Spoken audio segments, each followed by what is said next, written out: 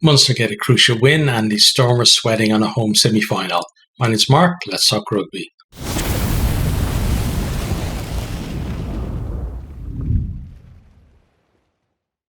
So early on, the Wet gets pinged for not releasing from the kickoff. Munster decide to go to the corner. Snyman claims the line-out and Munster managed to drive over. On-field decision is a try. Referee actually initially said it was held up, but then he noticed the ball was actually grounded, so he asked the TMO to check. TMO confirms that it is a try. Barron is the score. Crowley converts that one number 7-0 early on for Munster. Stormers then have a period of possession, but they're going nowhere, so they decide to kick it. They shortly after that, then they knock it on in contact. Munster look to attack from the scrum, but Fekitoa runs into Peter O'Mahony and the move breaks down. Stormers then they're on attack and Peter O'Mahony manages to get over the ball, but he's in at the side, so it's a penalty to the Stormers. We then have a bit of handbags afterwards. There's like a face in O'Mahony's hand and stuff like that. He's like, it's Peter O'Mahony, so you know he's in there,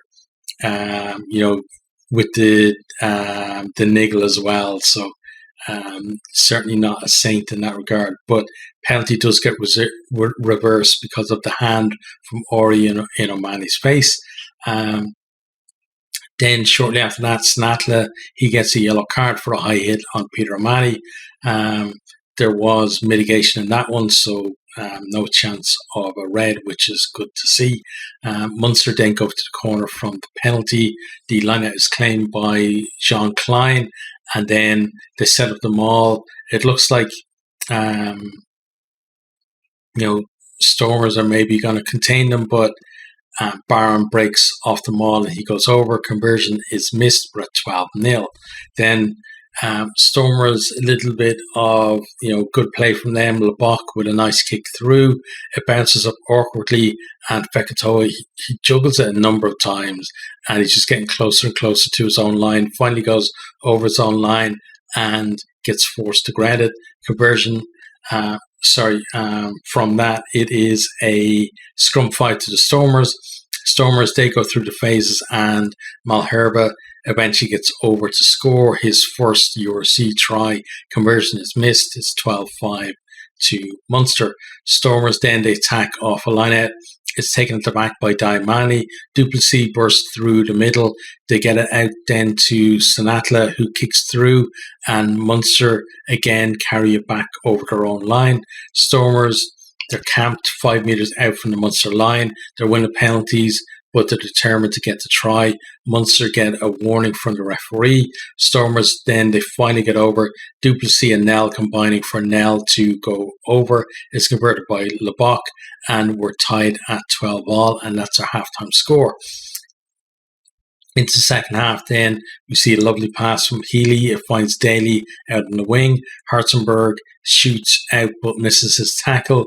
Sanatla does well to get back, but it's an even better finish from Daly. Healy converts well from the touchline after being warned it had just 10 seconds left on the clock. It's 19-12 to Munster. Conor Murray then, his kick gets charged down, and Stormers look to break, but Peter O'Mahony gets in over the ball, wins the penalty just inside the Stormers half. Munster decide to go for the post. Healy doesn't catch it well. He actually slips as he's running up, and the kick falls short. The shot clock on the screen actually showed that it had gone to zero a number of seconds before he kicked it, but referee TMO said nothing. So maybe like the on-screen clock was inaccurate. Not sure what was going on there. But then after that, then Munster get pinged for not rolling away. Penalty to Stormers inside the Munster 22. Stormers decide to go to the corner. They claim the line out and then maul it over the line. Kitsoff is the scorer. LeBoc misses the conversion. It's 19-17. Munster still lead. Munster then win a penalty and decide to go to the corners. Stormers do well to sack the ball, but Munster spread the ball in field. We have lots of pick and goes on the line. Stormers keeping them out under the post, but then Gavin Coombs manages to get over, and he's so good from close range. Like, if you want someone to get over, like, it's Gavin Coombs or it's Tom Stewart for Ulster. Like, the two of those, they just seem to have that knack to be able to get over and get the ball down from like less than a metre out. Converted then by Healy, we're at 26-17. Stormers did win a penalty right at the restart. LeBoc, though, misses that to the left. Really should have got that one, and he's been pretty poor from the tee today. Stormers then, they get another penalty. They decide again to kick at goal. But again, LeBoc misses to the left, but this one was much more difficult than the previous one. Stormers, were basically clocking the red. They can't win the game at this stage, but they are looking to get something out of the game. Munster, they're holding them outside of their 22, but then Duplessis makes a break, and then he finds Ruan Nel inside of him. He goes in to score under the posts. It's converted by LeBoc. The final score is 26-24 to Munster. Stormers get 2 bonus points, one for finishing within 7, and one for the try bonus point, with that one score. So probably not the result that they wanted, but at least they got something out of the game. Let's have a look at some of the stats from the game. So first of all, on attack, 4 tries each. Munster be very happy with a bonus point win away from home, especially against a team like the Stormers. And a lot of people were thinking that they might be in a little bit of trouble, given the fact that they were away in South Africa in their last 2 games, and they had teams breathing down their neck as well in the table. But getting 4 tries here was really important for them to make sure that their position in the playoffs is secure. For the Stormers then, that 4th try from Nel right at the death could potentially, secure them a home semi-final. They are going to rely on another result, basically the Ulster result next round, but at least it keeps them in there with a chance. Possession then 54% to Stormers, 46 to Munster. So Stormers a lot of the ball, but really good defence from Munster as well to make sure that they couldn't get over the top of them, especially towards the end where Stormers were looking to come back into the game. Clean breaks then 3 for the Stormers, 2 from Munster. So not that many in the game. I felt that the cover defence for both teams when there were kind of half breaks was pretty good. Defenders beaten 23 for the Stormers and 18 for Munster. Again, making it kind of over the advantage line, and some very good carries from both teams. But again, the cover defence really making sure that a lot of those kind of half breaks didn't become actual clean breaks. Offloads then 14 from the Stormers, 8 from Munster. So we know that, like, the Stormers, it's the way they play the game, right? They've got a strong pack, but they love to move the ball and they love to keep it alive as well. So no surprise with their number of offloads.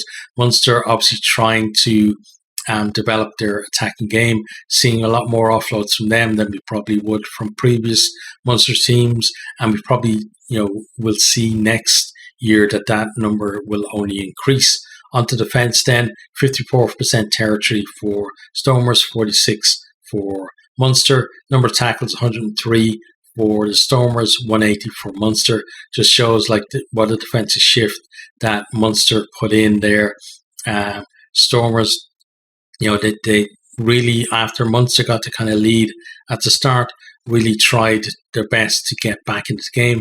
Eventually they did get back on par, but before that there was a lot of defence for Munster to do, and they were keeping them out pretty well. Next then, missed tackles, 18 for the Stormers, 23 for Munster. Tackle success, 85 each. So that's a bit on the low side. You'd normally looking for maybe 87 and above in the URC. But again, they're two teams who they like to offload, they like to move the ball and attack as well. And with that comes those missed tackles that we saw there from both. Turnovers 1 then, 4 for Stormers, 5 for Munster. Peter Manny getting in there on a couple of occasions to get vital turnovers as well for them, and potentially swing the outcome of the game as well. Onto kicking then, 2 successful kicks for the Stormers and 3 for Munster. I thought LeBoc was poor from the tee today and left a lot of points out there. Obviously, some of the kicks, especially towards the end, that they were trying to just get back within the losing bonus point. That last one was a bit difficult, but there were other ones where he definitely should have got it. And, potentially, if he gets a couple of those kicks, then Stormers go on to win the game. So, and normally he's actually fairly good from the tee. So I don't know what it was. Was it like nerves or something getting to him because of the enormity of the kicks? But yeah, generally would normally expect him to be a lot better from the tee. Penalties then, 7 from the Stormers, 12 from Munster. The Stormers, again, they're putting that pressure on. Munster defending well, but also conceding penalties, especially around the time when Stormers did actually get their tries. They were playing with penalty advantage, I think, probably on at least 2 of the tries, I think. So, yeah, good Stormers attack, forcing those penalties, but they didn't actually need them in the end. Okay, so in terms of the two teams from here, first of all, Munster, great win for them. They had to hold on at times, but they took the chances very well.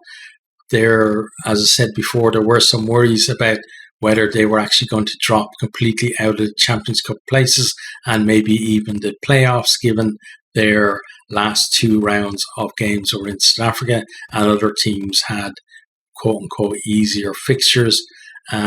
But now I think they are pretty secure there. Stormers, they were second for so long after catching Ulster and overtaking them. But a first home defeat of the season now drops them down to 3rd. They now have to rely on Edinburgh going to the Kingspan and doing them a favour in the final round.